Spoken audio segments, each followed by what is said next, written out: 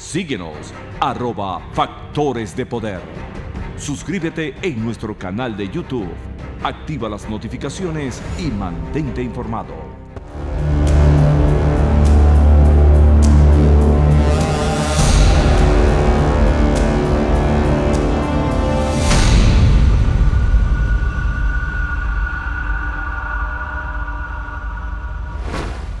Regresamos con Agárrate. Si tienes una empresa en Estados Unidos y no consigues personal calificado, yo te recomiendo que consultes con Raúl Sebasco. Ahí tienes en pantalla su número de teléfono de WhatsApp para que te comuniques con él, que ha ayudado a miles de empleadores por más de 25 años a conseguir personal profesional a través de la certificación laboral, que es un programa federal que te va a permitir buscar fuera de Estados Unidos al personal que necesitas para tu empresa o para tu emprendimiento y que no consigues aquí en el mercado local, porque definitivamente primero se busca en el mercado local y después, si no hay, puedes buscarlo afuera, y para eso te ayuda Raúl Sebasco. Tu negocio va a ganar un gran empleado y el postulante va a obtener la oportunidad de conseguir un trabajo estable, además de una residencia permanente en muy poco tiempo. Eso va a beneficiar además no solamente a el empleado, sino a todo su grupo familiar. Bueno, nos vamos con el tema que yo he evitado tocar por muchas razones y tiene que ver con los militares que están en Cúcuta y cuyo número además aumentó porque había un grupo de militares que ya se encontraba en Colombia antes del 23 de febrero, pero a partir del 23 de febrero que se suponía debía entrar la ayuda humanitaria, sabemos todos cómo más de centenares de militares cruzaron el puente y se encuentran en Cúcuta. Ha habido denuncias de todo tipo, algunas se han desmentido, etc. Quiero conversar con Carlos Guillén, que es un militar venezolano que se encuentra en Cúcuta, para saber cuál es la realidad de lo que se está denunciando. Buenas noches, Carlos, ¿cómo estás?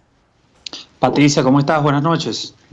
Bueno, cuéntame, Carlos, porque nosotros hemos conversado anteriormente. Tú has sido eres un militar honesto, nos has contado aquí en programas anteriores cómo fuiste torturado, eres un perseguido político, definitivamente. ¿Qué es lo que está pasando? ¿Cuál es la verdad de lo que está ocurriendo con los militares que están en Cúcuta en este momento? Bueno, Patricia, este tema tiene un punto de partida interesante, ¿no? Esto se le da inicio a partir de los pronunciamientos militares que nosotros fuimos los primeros en reconocer a Juan Guaidó como nuestro comandante en jefe en aquel pronunciamiento en Lima con todo el equipo y compañeros militares que no solo se encuentran en Perú, sino en todo este continente y incluso más allá. Luego vinimos a Colombia, hicimos otro pronunciamiento acá.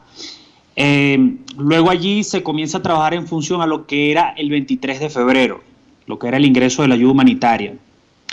Estando allá en Cúcuta, actualmente no estoy en Cúcuta, para hacerte esa acotación allí se me olvidó. Okay. No estás en Cúcuta, pero sabes exactamente qué es lo que está ocurriendo, ¿no? A la perfección, okay. A la perfección. Vamos a aclarar eso. Sí, por supuesto. Hay una situación importante. El 23 de febrero, la noche anterior, a nosotros los militares que estábamos allá en una mesa de trabajo, se nos da la instrucción de que hiciéramos hincapié a todos los compañeros que estaban del otro lado de la frontera, en las filas del enemigo, que pasaran a este lado, que pasaran al lado correcto. Y quienes comenzamos a incentivar eso fuimos nosotros directamente. Hermano, ¿cómo estás? Mira, estamos acá en Cúcuta, si tienes la oportunidad pasa para acá, te vamos a estar esperando con los brazos abiertos. Fue la instrucción que había en ese momento. Una vez que comienzan a pasar todos los compañeros, se creó una matriz de opinión por parte del enemigo, del régimen, donde aparecía de que el empresario Richard Branson, creo que es que se llama, iba a dar $20,000 a cada soldado que pasara al lado correcto de la historia, algo que era falso, y nadie hizo lo posible por desmentir eso, que esa propaganda la saca el mismo enemigo. Ninguno de los que estaba de este lado hizo nada para poder desmentir eso, y eso desencadenó que eso se prolongara más aún, producto del desespero de la crisis que viven nuestros hermanos venezolanos del otro lado de la frontera.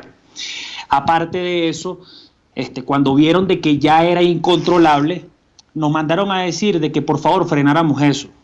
O sea, una cuestión sin sentido. Entonces hoy en día están esos compañeros en un estado delicado porque se les ha abandonado en su totalidad. Incluso se les amenaza de que si intentan hacer algo en pro de la solución del problema de Venezuela, van a ser deportados. Esa es la amenaza que se les hace. Oye, y créeme que estar en manos del enemigo no es nada agradable, claro. Para nada, en lo absoluto, porque ya estuve allá. Entonces, en base a ese temor, entonces, ¿a qué estamos jugando? Esa es la pregunta que uno se hace, ¿a qué estamos jugando? Porque si pensamos militarmente, las cuestiones de los pronunciamientos fue una estrategia para develar todos nuestros rostros y que el enemigo viera quiénes éramos los que estábamos organizándonos, pues. Pero esa estrategia, ¿de quién sería? Ahí tenemos esa gran pregunta que no solo yo me la hago, sino todos los compañeros. Y yo creo que eso es una matemática simple y vamos a darle una lectura clara. Porque fíjate, Carlos, yo quiero comparar esto con lo que ocurrió en la Plaza Altamira, cuando hubo aquel pronunciamiento que encabezó, por ejemplo, el general Néstor González González, que estuvo a la cabeza. Yo recuerdo que nadie entendía por qué los dejaban ahí, el gobierno dejaba a que los militares estuvieran ahí. La estrategia la planificó, por cierto, José Vicente Rangel, para provocar que precisamente los militares que no estaban de acuerdo con el gobierno de Chávez se manifestaran ahí en la plaza. Entonces los dejaron hasta que eso se disolvió por el tiempo, porque no ocurrió nada, pero ahí se visibilizaron los que no estaban de acuerdo con el gobierno de Hugo Chávez. Claro, por supuesto. Y aquí vemos una estrategia clara a que caímos en la inocencia de que los compañeros patriotas verdaderos patriotas que estaban allá adentro como tropas cooperantes de nosotros, pasaran a este lado y fortalecer al enemigo, porque quienes quedan adentro son los que tienen miedo o los que los defienden a ellos. Entonces, esto fue una estrategia para fortalecer al enemigo, claramente. O sea, aquí no hay otra. ¿Y en qué situación están los militares en este momento, los que se encuentran en Cúcuta? ¿Cuál es la situación real? Porque dicen que hay una deuda de no sé cuántos millones de pesos en un hotel, que los quieren sacar del hotel. ¿Cuál es la situación de ellos? Bueno, Patricia, ahí se han venido solucionando los problemas de acuerdo a cómo van surgiendo, pero mediocremente y medianamente, ¿no? Porque ciertamente hay una situación muy delicada, porque muchos de ellos, como lo plantearon algunos de los compañeros en algunas de las denuncias que hicieron, muchos de ellos eran sustento familiar. Y aquí no es que se está pidiendo lo mismo que está acostumbrado el chavismo, que mantengan a nadie en lo absoluto, sino de que se dé una posición clara, porque estamos en medias tintas. Si no se va a hacer nada militar, entonces, bueno, que dejen que esos compañeros puedan hacer su vida o denle la facilidad, después que los llamaron, denle las facilidades para que esos compañeros puedan hacer su vida y continuar de una manera tranquila. Entonces, no se da una definición clara. El plan que había era que estos militares cruzaran simplemente ese puente, o era que se pronunciaran adentro en Venezuela, porque una de las cosas que dice que falló el 23 de febrero es que se le había ofrecido a Estados Unidos que venía un pronunciamiento militar junto con la entrada de la ayuda militar, y esto no ocurrió. Lo que ocurrió fue que cruzaron unos militares, pero ahí no pasó nada. Bueno, miren, Patricia, y yo me hago responsable de esto porque yo soy un hombre de palabra, ¿no? Yo creo que nosotros nos equivocamos desde un principio cuando estábamos en contra de aquel enemigo, ¿no? Yo creo que este enemigo es más grande de lo que podemos imaginar. Y es bueno que esto esté pasando porque esto le hace ver desde otra perspectiva a uno la situación, ¿no? Algunos protagonistas politiqueros, porque no son políticos, cabe destacar, politiqueros, se han encargado de engañar a nuestros verdaderos aliados, haciéndole falsas promesas y por supuesto no cumpliéndole, ¿no? Y es allí donde nuestros verdaderos aliados dicen, ¿cómo vamos a creer en los militares venezolanos si mira esto? Entonces, ¿Tú te refieres, ¿a quién te refieres con los verdaderos aliados? ¿Estados Unidos, por ejemplo? Sí, por supuesto, es un ejemplo, un claro ejemplo.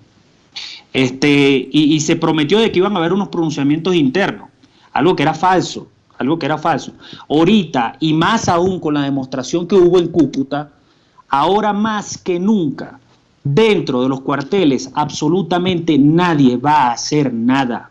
Imposible, porque se ha demostrado el abandono total y absoluto a nosotros los militares. Bueno, no hay un apoyo de ningún tipo. Es una mala noticia, porque yo creo que todavía Estados Unidos está esperando que el 1 de mayo, por ejemplo, haya un pronunciamiento militar.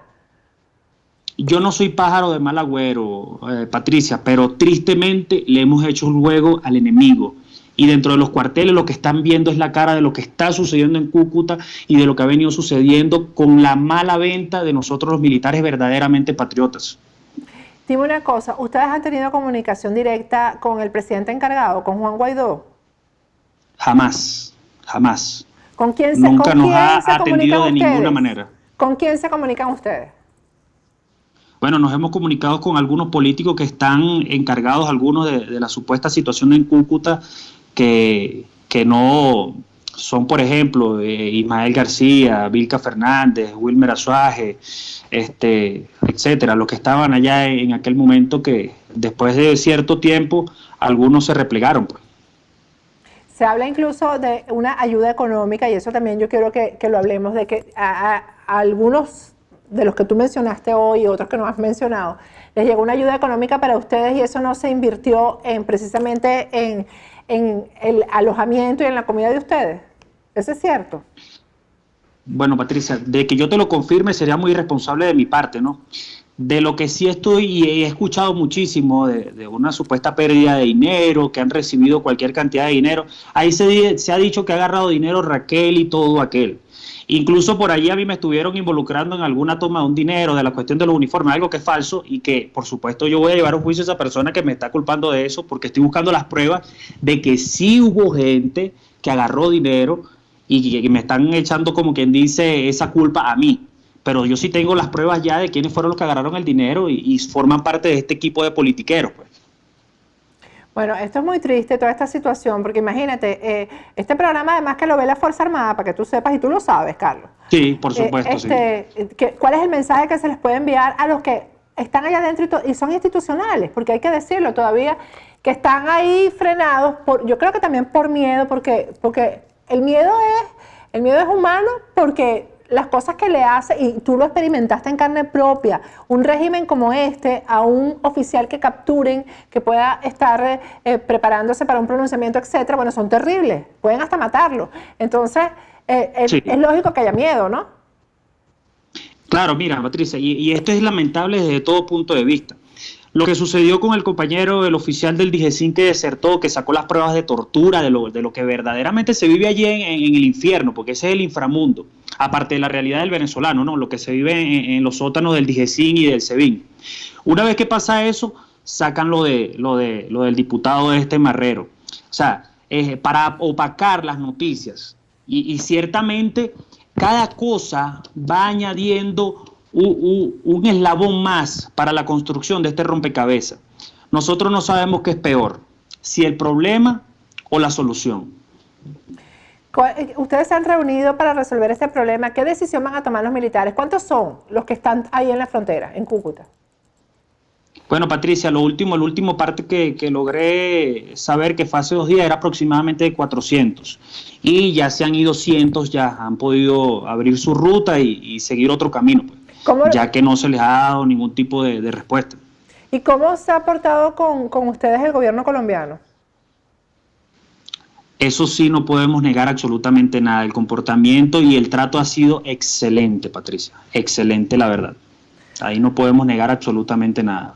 Bueno, Carlos, yo te agradezco que hayas hablado con nosotros, porque yo he recibido un montón de denuncias, pero yo no quiero hacerme eco de eso, sino tú eres una persona, un vocero, porque has estado, como tú dijiste, sí, antes del 23 de febrero ya tú estabas reconociendo a Juan Guaidó. Así que, bueno, yo te agradezco muchísimo que hayas compartido esto con nosotros. No, el agradecimiento es mío, Patricia, por permitir tu ventana para poder decir la verdad y la realidad de lo que está pasando en este lado de la historia, pues. Gracias, Carlos Guillén. Vamos a ir a un corte. Esto es bien lamentable y esto para mí es una mala noticia, de verdad. Vamos a ir a un corte y al regreso seguimos con Agárrate, pero primero te quiero recomendar, si tienes una cartera de diseñador que no utilices, que no te guste, que, bueno, te la regalaron y la tienes ahí en un closet, eso se puede convertir en dinero en efectivo. Comunícate con Maru Consign, ellos previamente van a certificar el origen de la cartera, que sea realmente de diseñador, y la van a poner además a la venta, de manera que a lo mejor tú lo que quieres es comprar una buena cartera de diseñador que esté en perfecto estado, con su origen certificado. Visita la página web de Maru Consign porque allá hay maravillas, hay bellezas y a muy buen precio. Tener una cartera de diseñador es como tener una prenda de oro porque eso se va revalorizando con el tiempo. Vamos a un corte y al regreso seguimos con Agárrate.